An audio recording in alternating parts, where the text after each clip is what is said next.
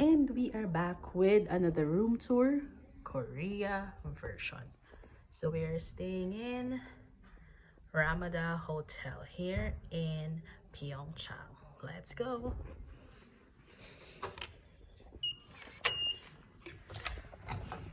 Okay, so upon entering, you will see our luggages. Nandito na kasi kami. So there is a cabinet right here. So let's open it up and see what's inside. So basically, ito lang yan.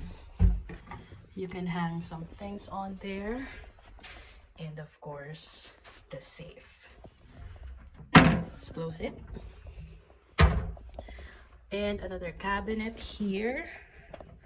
And there's the fire extinguisher. First door to your left is the comfort room. It has a bathtub with shampoo, conditioner, and bath gel. So ayan siya, shower, bathtub, and of course, this is a triple room, so there's lots of towels. Toilet paper, remote sensor, toilet bowl. No bidet though. So there is the blow dryer, the soap, some tissue, and yes, that's me. Okay, so here, if you open this up, it expands and you will see the sink, and you can also cook here, I think. Let's try to open this cabinet. Ayun. Exhaust. If you wanna cook. So let's try to open this thing. So yung mga hindi ko alam. Sa ilalim ng sink, ayan, wala namang special. So let's close it out. Ulit. Yan.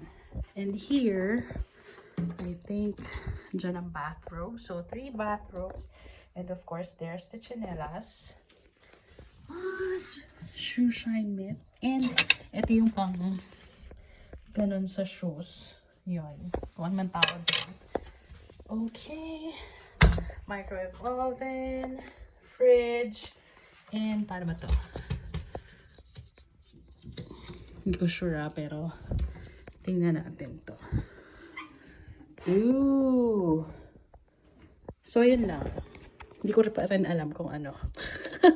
So, let's keep it that way. And, ayun, may cabinet dyan. And since this is a triple room, so merong isang queen bed and single. May couch dito. Ayan siya. And, yan. TV, mirror. What's this? Tea, coffee, notepad, mugs, glasses. And of course, mirror and myself. And it's actually a loft type where you can see Camille fixing her shoes. Look, where are you? Say hi. Hi. It's an empty space. They just stay there because I'm doing this. So, ayan siya. My TV. And here's our window. Try natin tingnan ang view sa labas. Syempre, snow yan. Oh, malamig, malamig. So here, yung floor medyo may snow. My ice. This is the balcony. 2 chairs. And that is the view.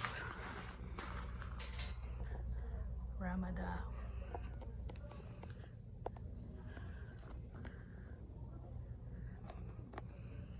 How nice, right? So, ayun lang. So, we'll be staying here for a night. And then tomorrow, we are headed to Seoul. And there's a different hotel na naman. Whew, it's so freezing. It's -9 tonight. Thank you. Bye.